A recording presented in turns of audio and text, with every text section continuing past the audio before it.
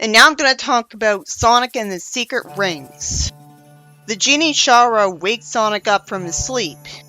I like that the game never confirms whether this is Tails' or Sonic's house, and the wiki never confirms it either.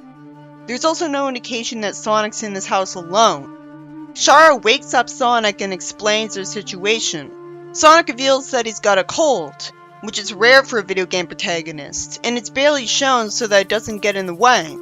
I love Shara's design, but I can't help but wonder how she found out about Sonic in the first place. There's no way Sonic would be mentioned anywhere in the Arabian Nights world when he doesn't come from that place and it has no contact with his. Sonic touches a bracelet and Shara is released. At least the Genie of the Ring sounds like a unique concept, but she should be called Genie of the Bracelet. We don't call bracelets rings. I'm assuming Shara had no choice but to send her genie ring out of the book instead of herself. Because convoluted rule of fantasy. Because if she was always trapped in that ring unless she had a master releasing her, I can't imagine her being able to live a life without one. How would a newborn genie live then? I guess he'd have to have the midwife instantly release them as their master. Even though genies are known for only giving you 3 wishes, Shara doesn't have that limitation. Shara explains that some of the pages of the book are having their text vanished because of an evil genie called the Eraser Djinn. Sorta meant I didn't have the D in front of Djinn, because that game was smart enough to realize how hard that word would look to pronounce. I like the music in this cutscene. He uses evil magic to become even more powerful.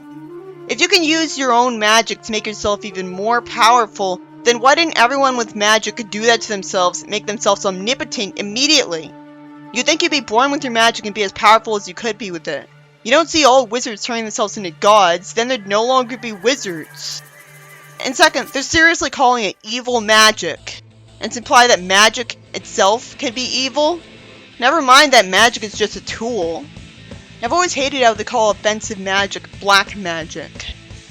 Even though you can use black magic for good or neutral things, like self-defense, saving someone's life, or simply cooking using fire.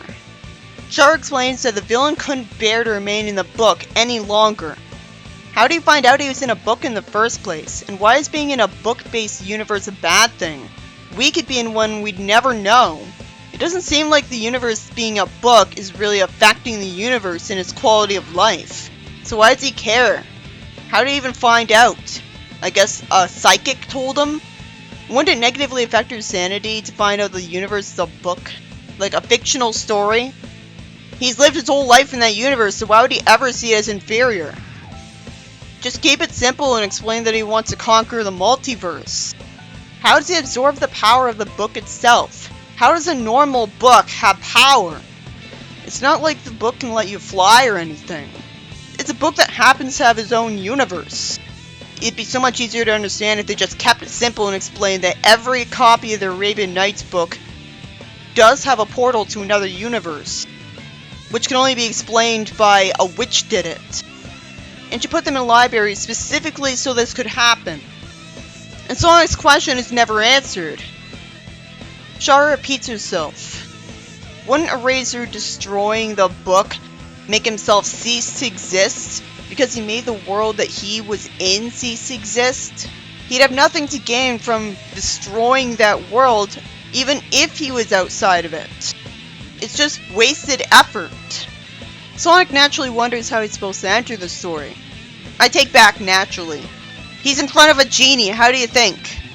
How do you not know how genies work? It's never explained how she's only capable of simple wishes. There are better ways to make a character react to something than having him repeat what was already said. So did magical beings, like the villain of the game, exit the book before and become familiar with the real world enough to find out about Sonic, only to go back into the story and spread the word? I guess he wanted to make money off of it, so he published books about it. If the villain really wants to get out of the book, then that means he thinks the real world is better than his book. The only way to know that is if people escape the book before. Shara can escape the book effortlessly. Eraser is supposed to be more powerful than her, and the entire game he tries escaping the book. I guess he's got a curse on him. Somehow Sonic doesn't point this out. So Sonic puts a ring on his finger. Wouldn't he be opposed to restraining somebody's freedom? Why did that have to happen for the contract to be sealed? Sonic asks for a few tissues for his cold, and gets a massive pile. She'd have to intentionally imagine that many at once. He explains casually that he caught a cold recently. And instead of showing compassion, she tells him to be serious. She does this way too often. Pause interruptions also annoy me. They could have easily fixed that. Sonic thanks the genie, and she proceeds to not react to this at all. And who says hankies when they mean tissues or Kleenex? Sonic responds to Shara calling him master for the umpteenth time by telling her to stop. Now that's sweet and all, but why did it take him that long? Shara calls him Sonic the Legendary Hedgehog, which again makes me wonder how the hell he's legendary in a book without him in it. There's actually people who think that he's not arrogant at all in the games. Why doesn't he instantly tell her to cut it out? Because that's not very humble of him. The beginning cutscene takes far too long to explain something that could be explained with just a few sentences, just to try to be cinematic. A plot with cutscenes looking like this can't be cinematic. So Sonic goes into the story of the Arabian Nights. Sonic encounters the villain of the game, and is almost attacked by his sword. And he instantly quips about it to feel better. Sonic, you don't need them sharpened. Is hedgehogs getting their quills sharpened a common thing in this universe? I do really like his dialogue for the most part in this game. He's not boring and bland here. When I first heard the voice of the Eraser Jin, I couldn't take him seriously at all. He doesn't sound intimidating. He must be intentionally calling him Rat to annoy him, since he doesn't look like one at all. How did he know that Sonic showed up? He's not omniscient, as we'll find out later. The villain says that he carves up the world as he sees fit, and this is Sonic's response. Can you at least wait until I'm done reading it first? Whoa! That's really callous of him to say, considering that a denizen of the world is right there. It's not just the comics where Sonic can be a jerk. Obviously, he is opposed to this. Obviously, he's just pretending he doesn't care because acknowledging that he cares would make him feel even worse. You'd think the fact that he calls her my dear would make it obvious that he used to date her. You'd think Sonic would assume he was dating her immediately. The villain sounds so bored in that line. Said so slowly that it's tedious and drags out the cutscene. Shara complains that those things don't exist, and she'd never give them to him. Her standing up to him that easily is kinda confusing considering what we learn about their relationship later on. The villain tries to punish her, and Sonic goes in front of her and takes the fire arrow for himself instead of just pushing Shara out of the way with his super speed, like would be logical, and is told that his life will drain unless he gives him the 7 world rings. It's too disturbing for my liking. I'm not opposed to dark concepts on sight, I am opposed to it dragging out too long.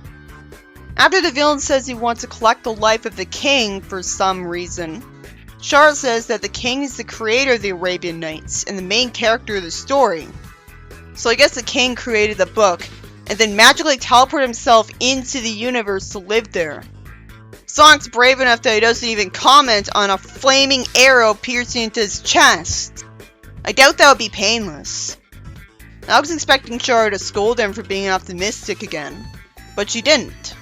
Good. I'm just gonna call the king King S. It's much faster and simpler.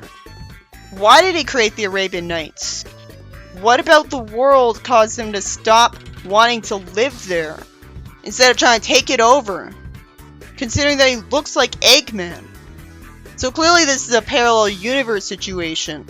Even though Shara's heard of Sonic, she hasn't heard of the villain that he stops, making him worthy of being called legendary in the first place. Which would have caused her to warn him not to treat the king like Eggman in the first place.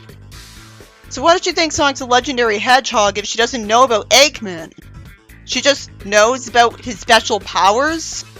Then why didn't she go to Shadow instead? Why didn't she, as soon as she left the book, teleport to Shadow?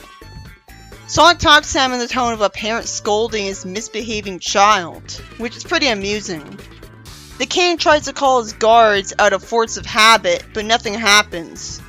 He explains that when evil spirits showed up, everyone evacuated. Eraser calls up a flying creature to kidnap him.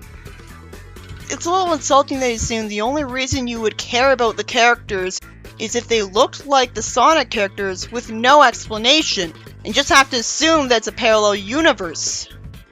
You don't need to have them look like Eggman or Tails. Sonic has to save him from some monsters, because even though he's a mechanic, he didn't make any weapons just in case. You'd think he'd be offended at being called Tails. His tone implies it. But that's the end of it because of how polite he is. He doesn't call him out any further than that. I mean, you'd think he would have been called Tails as an insult tons of times by this point. Why is he acting like this is the first time he's ever been called that? Why isn't he surprised that he revealed that he has a friend who also has multiple tails? You think he'd really want to meet a second two-tailed fox after spending his entire life as the only one? He's just keeping it really subtle. Sonic's still getting used to the idea that it's a parallel universe where people look just like his friend. But the fact that he's dressed like this makes it instantly obvious that it's not Tails. Because he'd have no reason to dress like this. Sonic sees a monster summoned by the villain, and naturally wants Chara to do something about it. If she can make tissues appear, she can make bombs appear too. How are they this stupid that they don't think of that? I guess we're supposed to assume that the more powerful magical being enchanted is conjured up things so that no less powerful beings can use magic against it. Why do we have to assume though? It's implied by what she's saying. It should have had her try to use magic against it and fail. Sonic gives Chara a pinky swear promise that he'll have her smiling by the end of the adventure. How does Chara immediately know what to do when Sonic holds out his pinky? Did they have the concept of pinky swears in the Arabian Nights? Sonic has no qualms whatsoever about killing living creatures. Sonic gets a secret ring after beating that monster. Why is the villain making him fight these monsters to get the secret rings that he wants? Why doesn't he just destroy the monster himself to get it out of it? If it's in the monster because he put it in it, why did he put it in it? If Sonic died, there goes his plan! Chara, despite being a magical genie, can't even touch the ring, and yet Sonic can. And yet the Eraser Djinn would still be able to power himself up with it in the first place. There's an inscription saying that Sonic is the one prophesied to come to the Arabian Nights. He would have said this last time she said legendary. Sonic finds it painful to touch the ring. You'd think Eraser would find it painful to touch the ring. Chara apologizes sincerely for being too useless to save him and dragging him into the whole thing, with a paused interruption before Sonic reassures her. I wish he talked like this in 06 and Riders. I like his character in this game more than SA2. So Sonic goes into the dinosaur jungle. The people who wrote the Arabian Nights couldn't have known about dinosaurs, unless they came from a more advanced planet that figured them out. It's pretty weird, but at least it's creative. So Eggman gets dropped by the flying creature for some reason. Why would it drop such a large meal? We're never told why. It has to be that it couldn't handle its weight anymore. Eggman falls nearly off a cliff and Sonic stands still with his arms crossed, and then his foot manages to catch Eggman by his clothes, which is pretty amusing. The clothes must be made of the best material ever, because otherwise they would have gotten torn off from that. So he would have fallen anyway. Sonic must be really super strong then. How else could he have pulled him up from the cliff? And we don't see him actually do it, even though it's important. Chara says there's a giant fortress just ahead. A fortress isn't a castle. And that's the last time we see Eggman. It's such a wasted opportunity that we never learn how he runs his kingdom. It makes me wish that it didn't look like Eggman, because then I wouldn't be wishing that I saw more of him. Do Sonic and Chara escort him back to his empty castle off screen? He can't stay there because it's dangerous.